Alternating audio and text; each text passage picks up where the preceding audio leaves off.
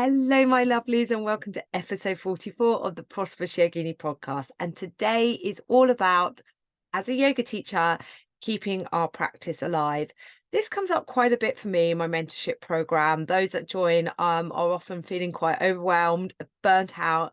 And one of the things that they've lost is that time or belief that they've lost the time for their yoga practice. They're not practicing regularly, and they're feeling far removed from that place where they started, which was enthusiastic, full of passion for yoga on their yoga teacher training course. And they find themselves like a few years into their teaching career in an attempt to do it all, as we so often do in an attempt to do it all.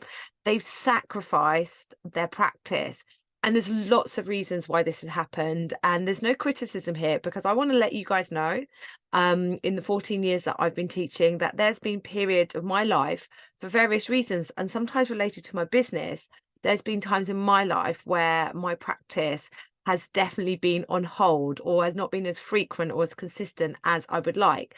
And the other thing I want to say is my practice, 100%, since the last 20 years that I've been coming to my yoga mat, has seriously changed. And definitely, when I first came to my mat, it was a physical practice, and I would tick the box in my head that I'd done my yoga if I'd come to my mat and got a bit hot and sweaty. And now, 20 years on, I do totally know that the practice isn't just physical practice. And sometimes my practice, and I'll say this a lot to both those that I'm training, mentoring, and my students, that sometimes your yoga practice will look like no physical practice. It will look like you're not doing yoga, but there are other ways that we can experience the practice: breath work, meditation. We assume that yoga is a practice that we do on our mat. Actually, we come to our mat to learn the practice of yoga, then it eventually become something that is with us all the time, with us in our everyday life. We don't have to roll out our mat in order to tick the box of the yoga practice. But I'm telling you now, that has taken me many, many years to get to that place, to get to this place. And, like I said, when I first started practicing and when I first started teaching, would beat myself up if I didn't come to my mat frequently. That said, as a yoga teacher, should you be practicing regularly? Yes. Should you still have a love and a passion and an interest for the practice of yoga?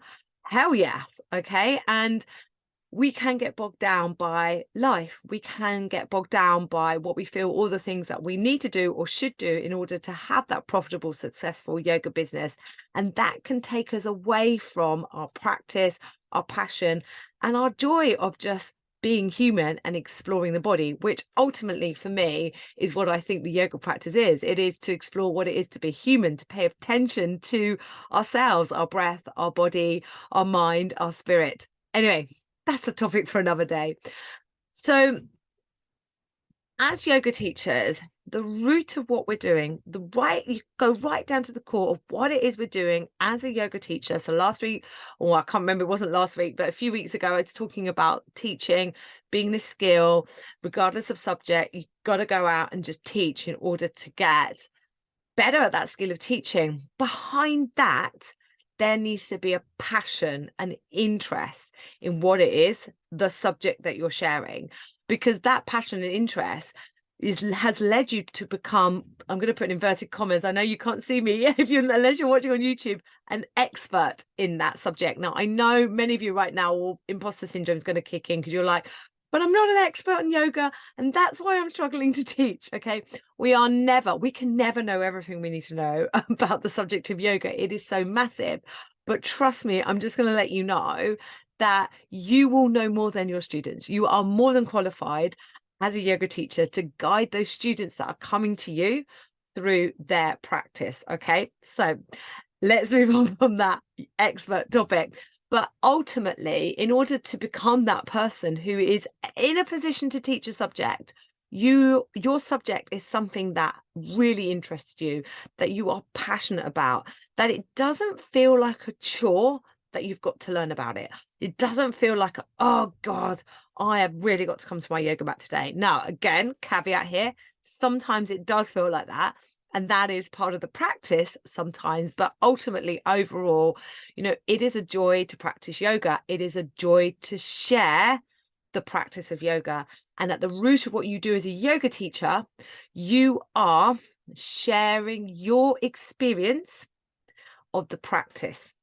You are sharing your love of the practice. And that experience and that love comes from practicing yoga. So you need to find ways, particularly as sometimes life gets busy, and it's not just our yoga business that can make our life busy. Like, I've got children, I'm reaching an age where my children are teenager-ish, getting to that stage in their life. I've got older parents. I'm working full-time in my yoga business, self-employed. I'm the only person in my business. I loved it the other day. So side note, I got an email from someone inquiring about one of my training courses, and it went along the lines of, "Hi, Amy and her team." And I just totally loved it, because I'm like, hi, it's just me and my business. I don't have a team unless you count the golden doodle pancake.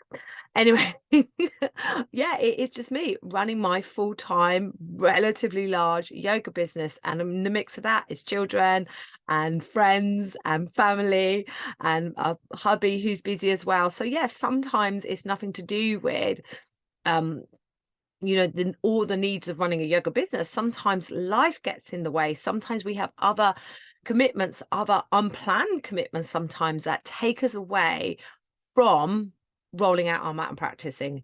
It never takes you away from the practice of yoga unless you believe it to be so. Okay, so going back to that point, that at the root of what we do as yoga teachers is share our experience of the practice, our joy, our passion of the practice. This is such an important point.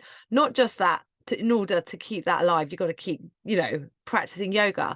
But this also will help me to just tackle another issue that comes up for us wonderful human beings, is that feeling that there are too many yoga teachers. Oh, you can see on Facebook all the time, oh, there's so many yoga teachers, there's so many yoga teacher training courses. You hear people, I'd love to teach here, but there's so many teachers, and like my class numbers have dropped. There's so many yoga teachers around.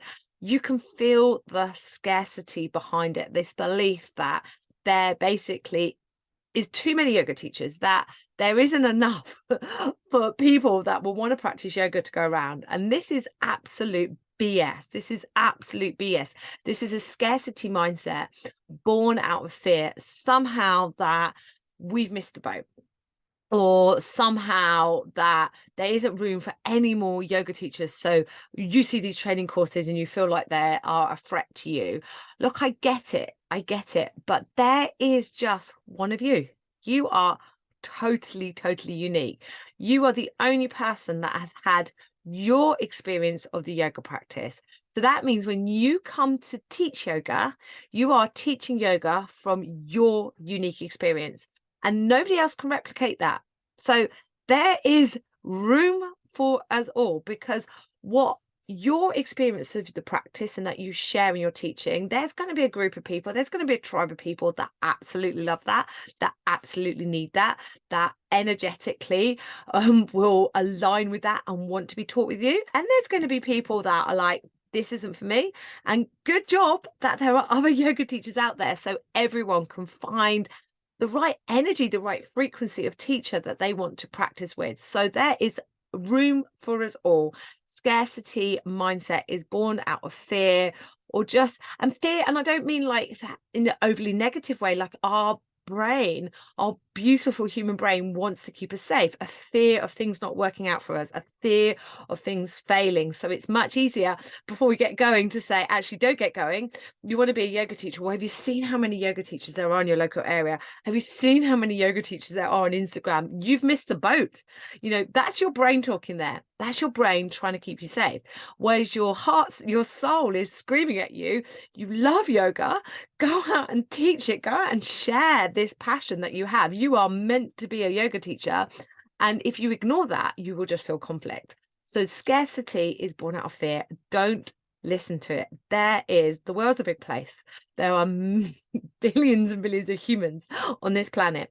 And there are enough of your tribe out there who will, whether you want to teach in person or online, there is enough of your tribe out there who will be totally blessed to do yoga with you.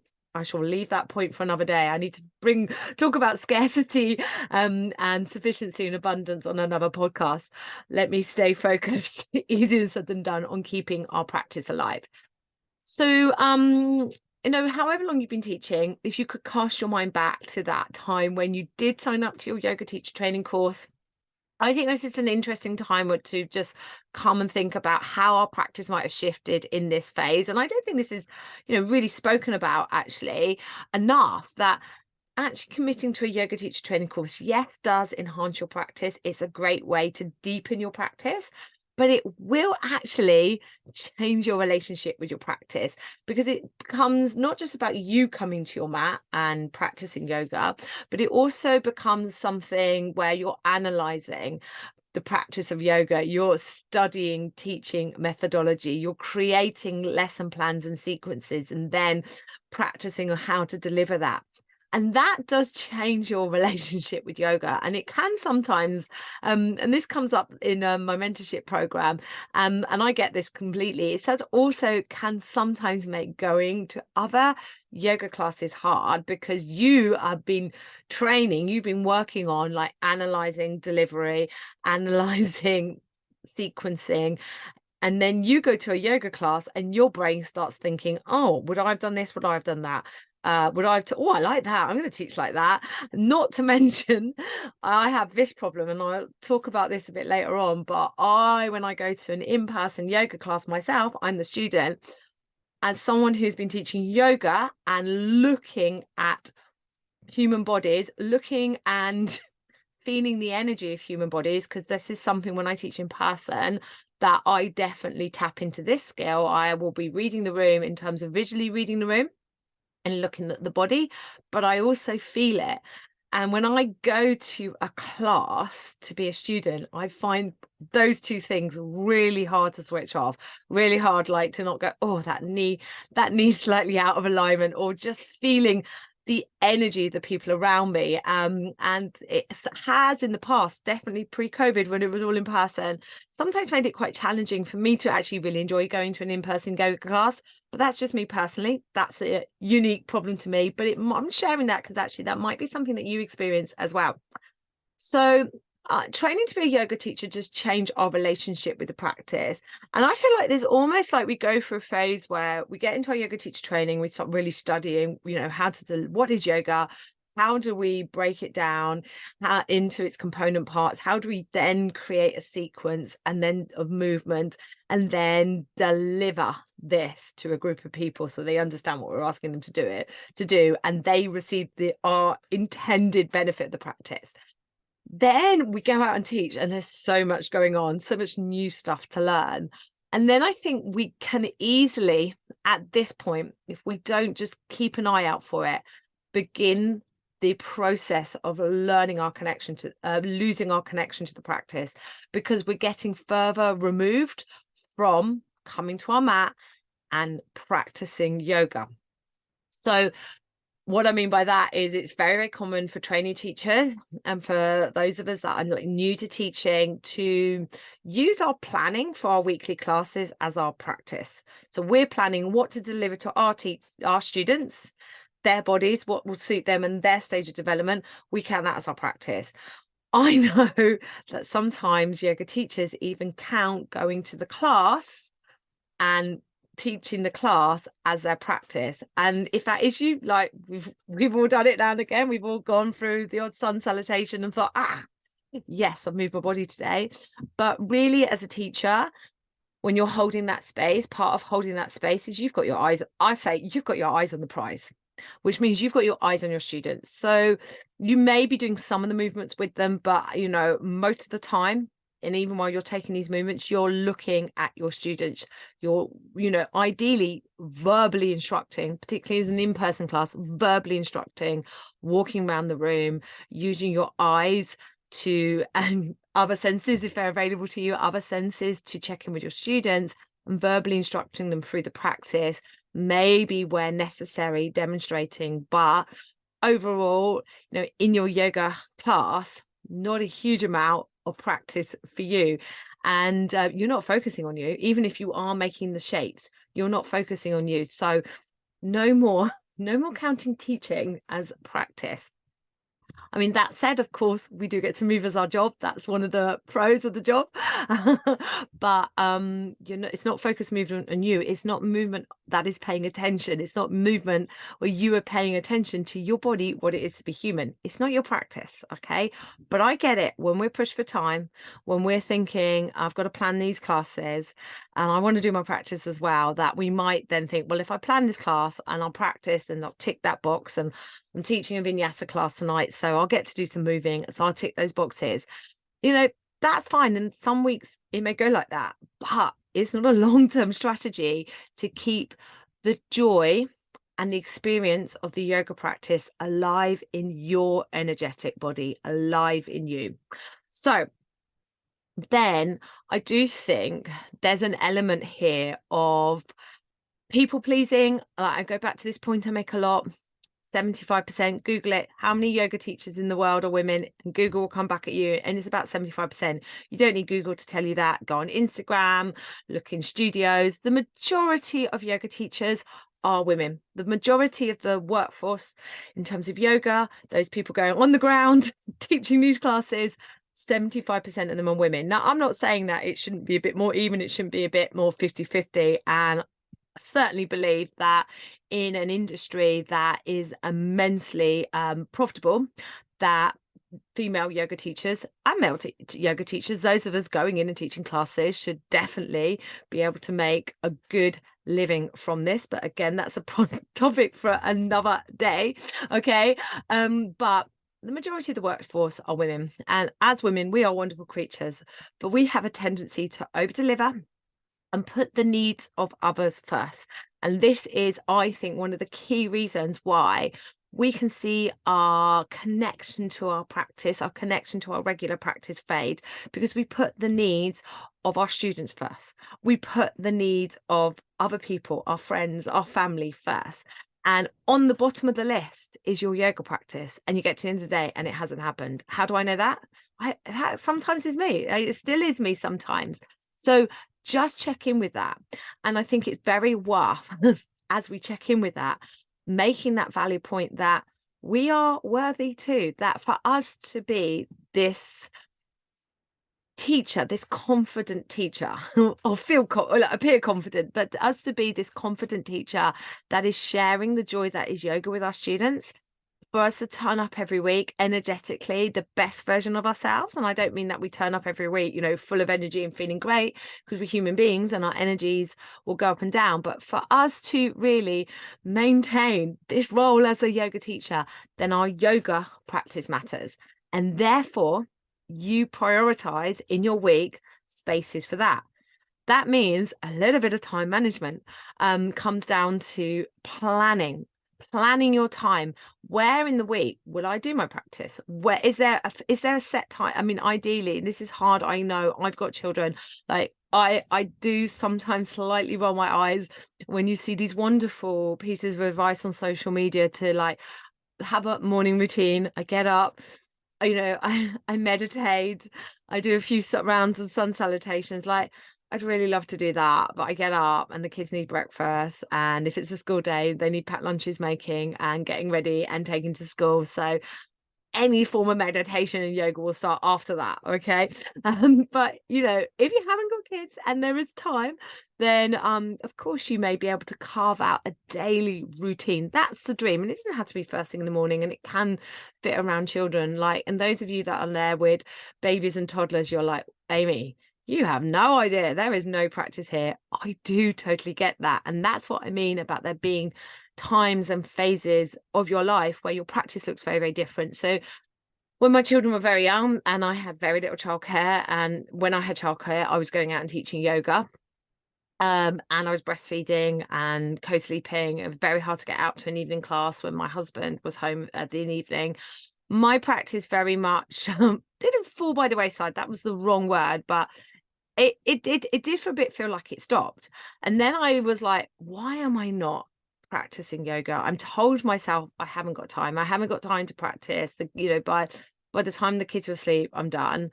I can't go out in the evening anyway and get to that 6 o'clock class because I'm needed at home. It's too stressful to leave. I don't have the childcare to go to a daytime class. I just can't practice yoga. And I was like, hang on a minute, why can't I roll my mat out in front of my children?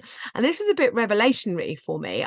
For many years, and gosh, it was a dirty mat. Such a dirty mat.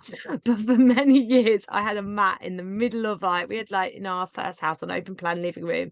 And I had this mat laid out in the middle of the open plan living room. And, if I went on it, my golden retriever, this is why it was a dirty mat. My golden retriever would lie on it, making it smelly and sandy and hairy. But I had this mat in the living room and it was laid out most days. And I would, when the opportunity arose, not when the kids were asleep necessarily, because they normally were asleep on me or in the car or in a sling, but I would, if there was a moment where I was like, I could do a sun salutation here, or I could do a child's pose, I would come to the mat and do some yoga. And sometimes the kids joined in.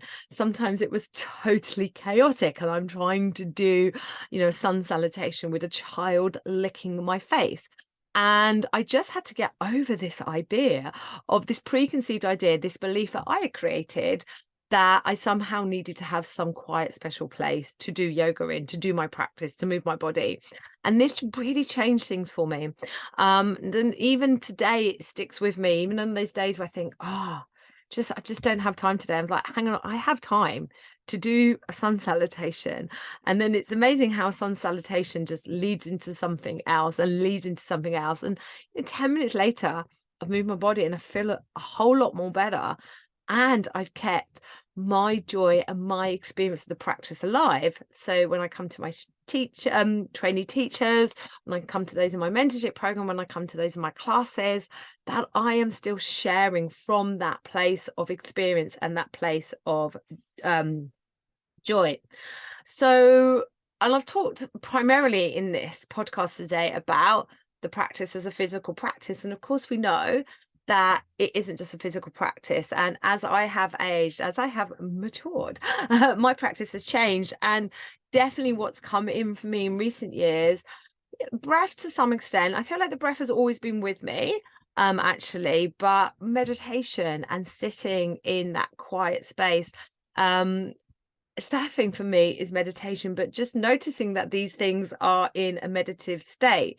So it's also appreciating moments where might not be physically on a mat, might not physically be moving, but are actually part of the practice.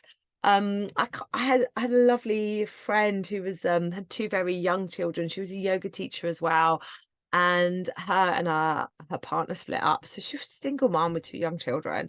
And she's like, just Amy, there's just no practice. She says, but you know what, I have the dharma, my duty of being here for these two young children that she had. She's like, right now, this is my practice. That always stayed with me. I just love that. But we reframed our belief system around what our yoga practice may look like. So that said, as well as that, finding that space within our lives at home to do some form of practice, I think it is really valuable that we keep going to a class, whether it is a weekly class, whether you have a teacher that you just go and see a few times a year, or it's an online class. It's really powerful to go to another teacher's class. But even if you don't like it, we learn as much from teachers that we don't like as much as teachers that we do like. So I talked about this a little bit at the start, how hard I find it to be in a physical yoga class, because I just find it so hard to switch off from that yoga teacher brain. And then it gets even worse for me if the teacher's right, let's get into pairs. Like the amount of times that I'm there then teaching and assisting someone into a handstand, and I'm like, oh, I've come to this class for my yoga practice, for me, and I still can't switch off. And it's hard. And this is my problem, like not the teacher's problem, not the person I'm working with. This is all my problem. But online classes have been a game changer for me. And I know when COVID hit, like we were all online and there was huge growth in online classes. And then there's been this huge debate whether online yoga or in-person yoga is better, whether training should be online or in person, and what's better. And I'm just going to tell you, there's no one perfect way. I know some people really struggle with the online stuff, really prefer to be in a studio environment, really want to be in that studio environment, really want to be around other people, being physically adjusted by the teacher, that they really enjoy that. I still enjoy that, but I really love an online yoga class, because I can go into my little studio in the garden. I can completely switch off because I can't see the other people in the class. I certainly can't energetically feel them. And it's just me and that teacher. And I really, really, really love doing live classes online. And that's how I primarily practice now. And pre-COVID, another pre-COVID story. One of my favorite teachers is Bernie Clark. He really brought yin yoga to me, and I got his book, Yin Yoga, and it's the yoga book I've read the most. It's the yoga book I go back to the most. I absolutely love him. And I would talk pre-COVID about, I just one day would love to go to Vancouver and do some yoga with Bernie Clark. Well, anyway, thank you, COVID, because one of the things that you've done is bring Bernie Clark into my life. He runs a weekly yin class, and you can do it live with him, or you have access to the recording for that week. This has been revolutionary for me. This has been a game changer. I get to do a weekly class with Bernie Clark, and I'm just so immensely grateful for this being possible, because obviously as of COVID. But I'm just looking down at my but this is what I look, movement is movement. One of my favorite sayings is movement is movement. Why is she looking down? My notes, by the way, are down here. Movement is one of my favorite sayings when people are saying, well, should I do yoga or Pilates? What's the best type of yoga? I've got this injury. What do I need? Right. Okay. Of course, there'll be some specific rehab movements that may help, but ultimately, movement is movement. There's no one perfect way. There's no one set way to do it. There's no one style of yoga that is superior to the other. Literally, movement is movement. This mantra of mine is immensely helpful because I like postnatally, I actually did way more Pilates than I did yoga, and really, really, really powerful in terms of postnatal rehab. But not just that, that has infused into my teaching, that has absolutely infused into my support and work that I do with postnatal women. You can sign up to my pre and postnatal teacher training course. If you are a Pilates teacher and you come onto the postnatal section, you will probably notice some similarities there. And if you're a Pilates teacher listening to this and you're like, but that was created by Joseph Pilates. Joseph Pilates actually had also studied a lot of yoga, a lot of gymnastics. And I go back to the principle of movement is movement. Yoga versus Pilates. I'm not even going to get onto that topic ever, but yoga versus Pilates, there isn't one that's better over the other. I would say do both. They're both wonderful movement systems that come at the body from slightly different angles. That's a great thing. The body has many angles. There's no straight lines in the body. So you and your movement come at the body at lots of different angles. And I did some training with Gary Carter, functional anatomy training with Gary Carter back in, when was that? 2008. And that really changed my relationship with the practice, because I understood the human body a hell of a lot better and what happens in terms of movement and our fascia. And along with Pilates, in recent years, I always have to say, I've got to a certain age, I'm in my mid-40s, and I know that right now one of the best things I can do is some weight bearing exercises. So I go to a weekly HIIT class. Now, I don't really like it. Well, I like it, but I don't really like it. Like, it is hard work. Burpees, squats. I mean, I'd much rather, like, I'm much more yin. I'm much more a yin girl, but I, need this weight bearing exercises. I want to keep popping up on my surfboard. So, burpees and press ups, great exercises for me. But movement is movement. So, when on that day that I go to this HIIT class, I'm not thinking, I also need to do my yoga as well. It really has freed me into understanding that movement is movement. On the days that I go for walk, movement is movement. In the days that I go for a surf, movement is movement. So it's coming away from that belief that, I have to get to my yoga mat every day. You do have to keep your love of the practice, the subject of yoga alive. You do have to keep your interest in the human body, because you learn stuff about your body, you will share that with your students. But you do not have to be coming to your mat for an hour and a half every day. That used to be my ambition. Maybe it will happen once my kids leave home. I'll let you know. So I think the message of today's podcast is pretty clear, yeah? That get out and move your body.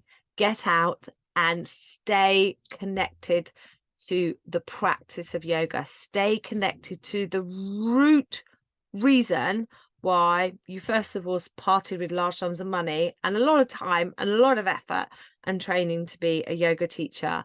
And if things are feeling hard, if you're feeling like you're not enjoying it anymore, if you're feeling like I'm struggling to get class numbers, I'm not enjoying this anymore, I would really recommend, right, that as well as thinking about how many people actually know about this class, how much marketing have I done, okay, as well as that, I would really recommend that you go to some yoga classes, that you reconnect to your practice, that you reconnect to the love of the practice, you get excited about this thing that you want to share with the world, okay, and use to help people live in more balance, okay, and have a better physical experience, a better emotional experience, a better mental experience, a better spiritual experience of living in their human form.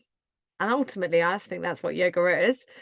Then get connected back to that, get excited about that, get excited about helping people through the practice of yoga. And it will surprise you how many people start coming back to your yoga classes, because it's all about energy. And when we get into this place that I pick those up who join my mentorship program, this is one of the things that comes up in that first questionnaire. So when you join my mentorship program, I get you to fill out a questionnaire about where you are in your business, so I get to know about you, and I look at if you exist, your website, your social media, where you are, and I create literally a plan for profit. And one of the things that comes up on that questionnaire is people feel like, I just don't have time for my practice anymore, I've lost the love of the practice. And it really is very, very important that we come back to that love, because that is then, love is the strongest vibrational energy that we've got. So tap into it. And then when you get back to that place of, gosh, I love this, I really want to help people, then it is amazing how things just start lining up for you. Nothing to do with a reel on social media or search engine optimization on your website. They're just things that happen to help alongside getting energetically lined up. All right, my darlings, I will see you all next week. In the meantime, roll out your mat. Movement is movement.